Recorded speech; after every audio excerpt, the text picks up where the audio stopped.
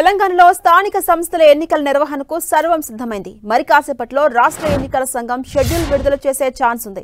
3 దశల్లో గ్రామ పంచాయతీ ఎన్నికలు, 2 దశల్లో ఎంపీటీసీ, జెడ్పీటీసీ ఎన్నికలు జరగబోతున్నాయి. 1,67,00,000కు పైగా గ్రామీణ ఓటర్స్ తమ ఓటు హక్కును వినియోగించుకోబోతున్నారు. ఈ ఎన్నికలకు తెలంగాణ సర్కార్ 350 కోట్ల బడ్జెట్ను ప్రతిపాదించి ఇప్పటికే కొన్ని నిధులను విడుదల చేసింది. ఇక రాష్ట్రంలోని మొత్తం 12,760 గ్రామ పంచాయతీల్లో 1,12,534 వార్డులకు ప్రత్యక్షంగా ఎన్నికలు జరగబోతున్నాయి. అలాగే 5,763 ఎంపీటీసీలు, 565 జెడ్పీటీసీలకు కూడా ఓటింగ్ జరగబోతోంది. 565 ఎంపీపీలు, 31 జెడ్పీ చైర్పర్సన్ స్థానాలకు కూడా పరోక్షంగా ఎన్నికలు నిర్వహించబోతున్నారు. పార్టీ రహితంగా గ్రామ పంచాయతీ ఎన్నికలు జరగబోతుండగా ఎంపీటీసీ, జెడ్పీటీసీ ఎన్నికల్లో మాత్రం 11 గుర్తింపు పొందిన పార్టీలకు సింబల్ కేటాయించబోతున్నారు. అలాగే 31 రిజిస్టర్ పార్టీలు తమకు కేటాయించిన గుర్తులపై పోటీ చేయబోతున్నాయి.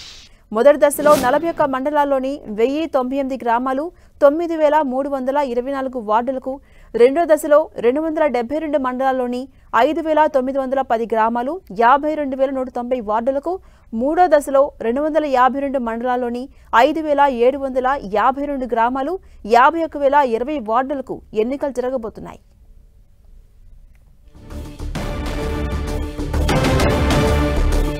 తెలంగాణలో స్థానిక సంస్థల ఎన్నికల నిర్వహణకు మొత్తం సిద్ధమైంది. అయితే మరి కాసేపట్లో షెడ్యూల్ విడుదలయ్యే అవకాశం ఉంది. రాష్ట్ర ఎన్నికల సంఘం షెడ్యూల్ విడుదల చేసే ఛాన్స్ కనిపిస్తోంది. మొత్తం 3 దశల్లో ఈసారి గ్రామ పంచాయతీ ఎన్నికలు, 2 దశల్లో ఎంపీటీసీ, జెడ్పీటీసీ ఎన్నికలు ఉండబోతున్నాయి. 1,67,00,000కు పైగా గ్రామీణ ఓటర్స్ తమ ఓటు హక్కును ఈసారి వినియోగించుకోబోతున్నారు. ఇదే అంశంపై మరింత సమాచారం మా ప్రతినిధి తిరుపతి చారి అందిస్తారు. తిరుపతి చారి, మనం చూస్తున్నాం స్థానిక సంస్థల ఎన్నికలకు రంగం సిద్ధమైంది. మరి కాసేపట్లో షెడ్యూల్ విడుదలయ్యే అవకాశం ఉంది. అప్డేట్స్ ఏంటి?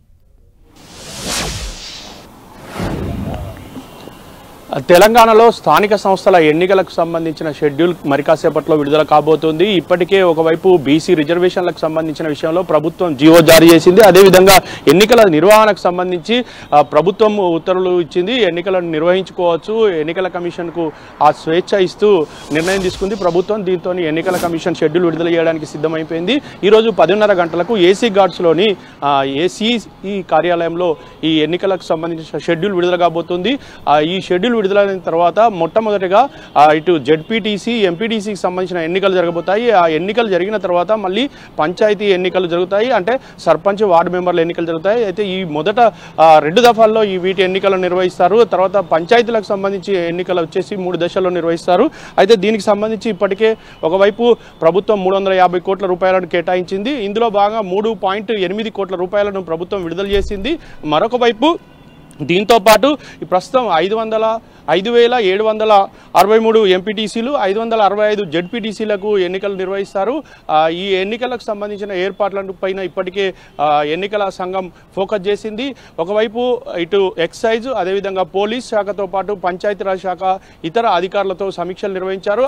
ఆయా శాఖల నుంచి ఒకవైపు నివేదికలు కూడా తెప్పించుకుంది ప్రభుత్వం. దీనికి సంబంధించిన అన్ని ఏర్పాట్లను చేయాలని సూచించింది. శాంతి భద్రతలు పారదర్శకంగా ఎన్నికలు నిర్వహించేందుకు అవసరమైన జాగ్రత్తలు తీసుకోవాలని పోలీస్ శాఖ కూడా ఒకవైపు ఎన్నికల సంఘం డైరెక్షన్ చేసింది.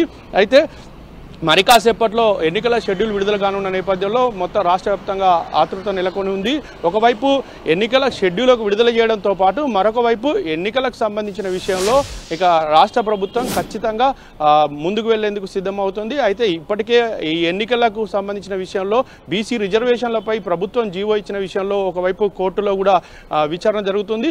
దీనిపైన ఎలాంటి నిర్ణయం జరగబోతుంది, కోర్టు ఎలాంటి డైరెక్షన్ చేయబోతుంది అనేది ఒక అంశం. అయితే ఎన్నికల షెడ్యూల్ విడుదల అవుతున్న నేపథ్యంలో ఇక అన్ని పార్టీలు కూడా దీనికి సిద్ధమవుతున్న పరిస్థితి ఉంది. Sumitra, right, thank you Chari.